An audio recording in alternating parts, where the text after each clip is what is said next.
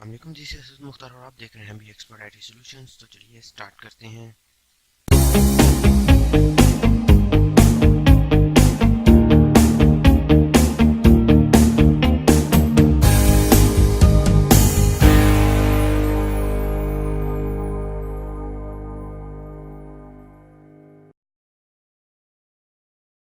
आगे बढ़ते हैं और अपने नॉलेज को थोड़ा सा इंक्रीज करते हैं। यहाँ हमारे पास ये ऑप्शन थी, एक यहाँ हमारे पास मौजूद थी मेन्यू बार, और उसके बाद लोगो हमने लगाया और ये सारी चीज़ें बनाई। तो अब हम देखते हैं कि हमने किस तरह से यहाँ एक स्लाइडर लगाना है। स्लाइडर्स मैंने आपको बताया था कि काफ़ी सारे होते हैं, लेकिन जो थीम्स के लिहाज से होते हैं ना, तो इस थीम में फ्यूजन स्लाइडर्स उन्होंने फ्यूजन स्लाइडर बोला हुआ है, रेवोल्यूशन स्लाइडर भी बोलते हैं उसे, वो बोला हुआ है, ठीक है।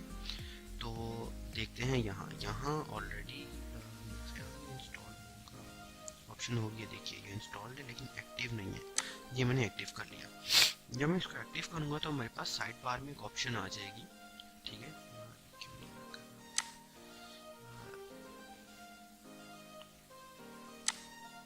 तो हमारे पास जब इसको मैं एक्टिव करूँगा तो हमारे पास ऑप्शन आ जाएगी साइड बार में, जिसको हम फ्यूजन स्लाइडर की ऑप्शन बोलेंगे। और यहाँ से ट्राई करते हैं। थीम्स में, प्लगइन में, इंस्टॉल प्लगइन में, वैसे तो ये अजीब सा एरर आना नहीं चाहिए।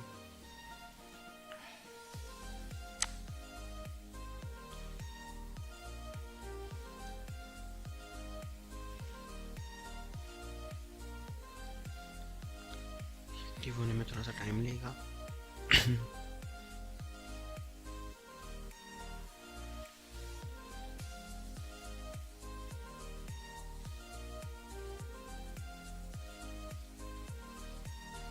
वेल, तो जब तक ये एक्टिव हो रहा है हम इसके बारे में कुछ स्टडी कर लेते हैं।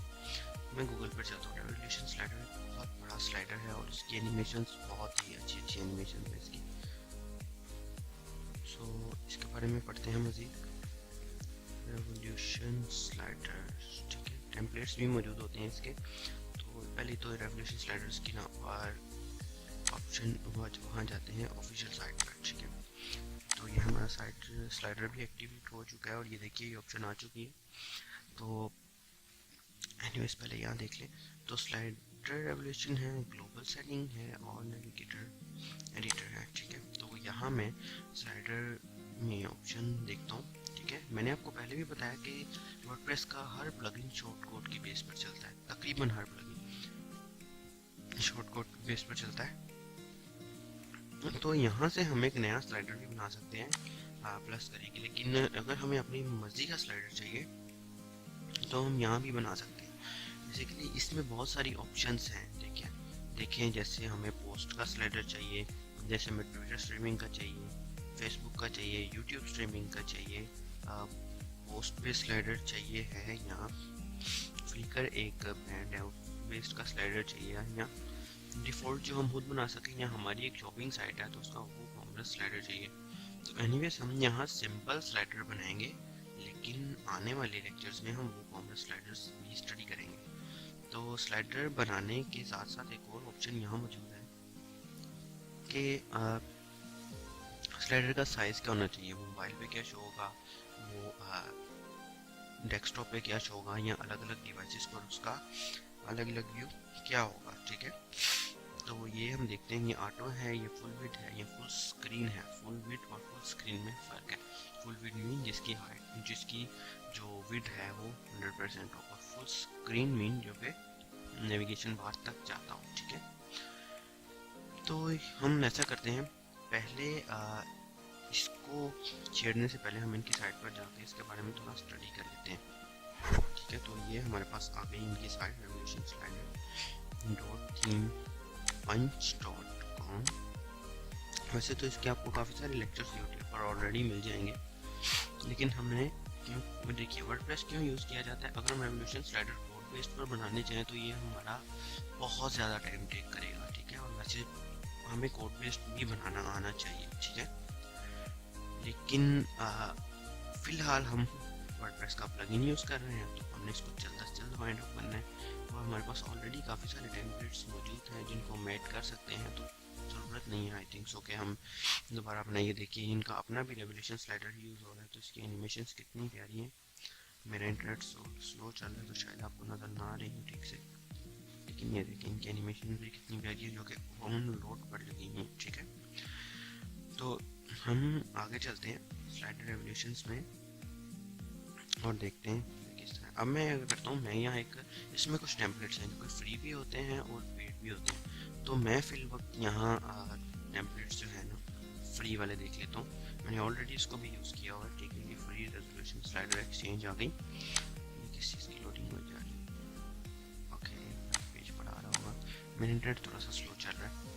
तो वह ये हमारे पास आ गया रेवोल्यूशन स्लाइडर की जो फ्री स्लाइडर एक्सचेंज है ना।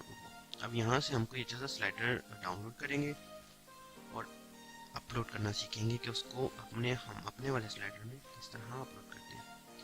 तो ये देखिए ये ऑलरेडी काफ़ी सारे स्लाइडर्स मौजूद हैं जिनमें वीडियोस भी होती हैं, जिनमें वैसे भी स्लाइडर्स होते हैं। ये देखिए ना, फॉर एग्जांपल हम ये वीडियो वाला चलाते हैं तो ये वीडियो स्लाइडर्स भी होते हैं और उसके अलावा और भी काफ़ी सारे स्लाइडर्स मौजूद हैं। ठीक से लोड नहीं हुआ, जैसे ये स्लाइडर है हमारे पास ब्यूटीफुल वेबसाइट्स का, और ये है यहाँ ये देखिए हमारे कॉमर्स का गैजेट्स वगैरह के करने के लिए जो स्लाइडर है। ठीक है, ये सिंपल स्लाइडर है। अगर हमने इस कॉमर्स वगैरह पर लेके जाना है तो हमें सेट करना पड़ेगा। मे बी इनके फ्री टेम्पलेट्स मिल जाए, वरना ज़रूरी नहीं है। ये मैं इसको डाउनलोड कर लेता हूँ, यहाँ से क्लिक करूँगा तो यहाँ से ये डाउनलोड हो जानी चाहिए। कभी कभी ऐसा होता है ये डाउनलोड नहीं होता। जब ये डाउनलोड नहीं होता देन फिर हमें कोई यहाँ ढूंढना पड़ता है, या जुगाड़ लगाना पड़ता है क्या क्या। सो ये फाइनली हम इस स्लाइडर को सिलेक्ट करते हैं फॉर एग्जाम्पल ये, तो ये डाउनलोड हो रहा है। ये स्लाइडर का नाम क्या है? Full feature screen, full screen. तो यहाँ हम जाते हैं, सॉरी, तो यहाँ हम जाते हैं तो देखते हैं यहाँ पर इंपोर्ट स्लाइडर की ऑप्शन है। मैं इंपोर्ट पर क्लिक करता हूँ और यहाँ से डाउनलोड्स पर चला जाता हूँ। डाउनलोड्स पर चला जाता हूँ तो F को दबाते हैं तो हमारे पास ये आ गया स्लाइडर। अब यहाँ दो ऑप्शन है, या तो ओवरराइट कर लो या अपेंड कर लो। हम अपेंड करेंगे। अपेंड एक चीज़ है जो कि हम आने वाले नेक्स्ट लेक्चर्स में पढ़ेंगे, थोड़ी सी एडवांस लेवल की चीज़ है। अपेंड एक फंक्शन भी होता है jQuery में, जावास्क्रिप्ट में शायद, या jQuery में होता है उसकी।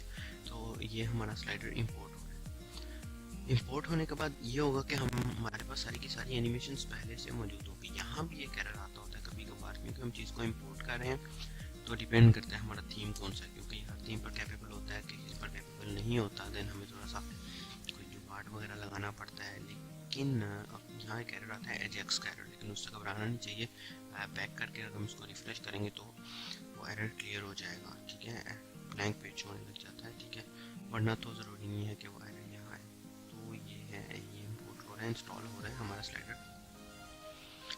तो इसमें सबसे पहले जब हम जिप फाइल करते हैं तो उसको एक्सट्रैक्ट करते हैं। एक्सट्रैक्ट करने के बाद जहाँ ये स्लाइडर्स हमारे बन रहे होते हैं, या जहाँ जिस फोल्डर के अंदर वो चीज़ इंस्टॉल हो रही होती है, वहाँ जाकर इसको ये करता है। इसमें कोई एरर दे दिया जनाब हमें, इंस्टॉल दोबारा इसको रिफ्रेश करते हैं।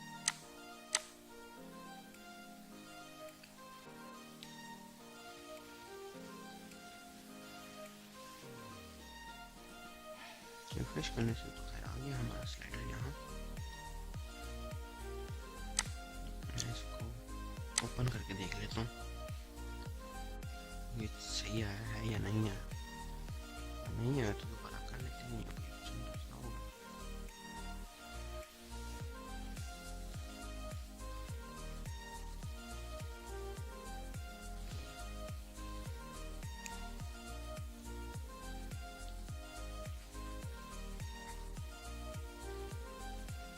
नहीं जनाब, ये स्लाइडर आ गया, लेकिन यहाँ थोड़ा सा मसला है।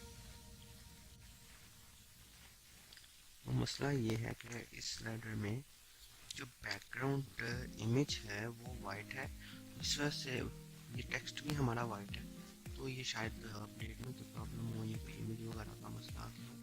तो हम ऐसा करते हैं, हम कोई नई इमेज उठा लेते हैं इंटरनेट से ब्लैक वॉलपेपर में, ठीक है। ब्लैक में या रेड में, ठीक है। यहाँ से मैं रेड वॉलपेपर्स उठा लेता हूँ। वैसे तो ये ऑप्शन, ये मसला आना नहीं चाहिए, लेकिन अगर आ गया तो हमारे पास सॉल्यूशंस मौजूद है, ठीक है। एक से ज़्यादा सॉल्यूशन मौजूद है। तो यहाँ से मैं कोई भी चीज़ सेलेक्ट कर लेता हूँ, कोई ज़्यादा वॉलपेपर, जैसे कि ये हमारा वैसे भी ब्लैक एंड वाइट है। तो इसमें भी एक सीन है कि यहाँ तो मैं इसका लिंक दे दूँ, ठीक है। यहाँ मैं इसको डाउनलोड करके दूंगा तो ये बगैर इंटरनेट के भी चल जाएगा, ठीक है। और इमेज के बगैर इंटरनेट के इमेज लोड हो जाएगी। और अगर मैं इसको खाली लिंक दूंगा तो दैट सी बात है, इंटरनेट हमारे पास होना चाहिए। तो मैं क्या करता हूँ, मैं इसको डाउनलोड कर लेता हूँ, ठीक है। ये एक ऑप्शन है मेन बैकग्राउंड इमेज की, ठीक है। ये ज़रा हम कर लें, उसके बाद इस पूरे स्लाइड का रिव्यू लेते हैं।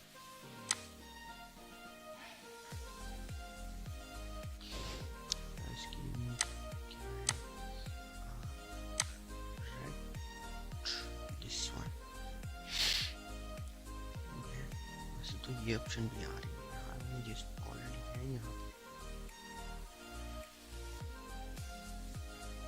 देखिए, जो हमने स्लाइडर किया है ना यहाँ, उसकी इमेजेस भी यहाँ पर आने लग गई हैं। इनके जो अंदर यूज हुई है वो भी हमारी लाइब्रेरी में आने लग गई।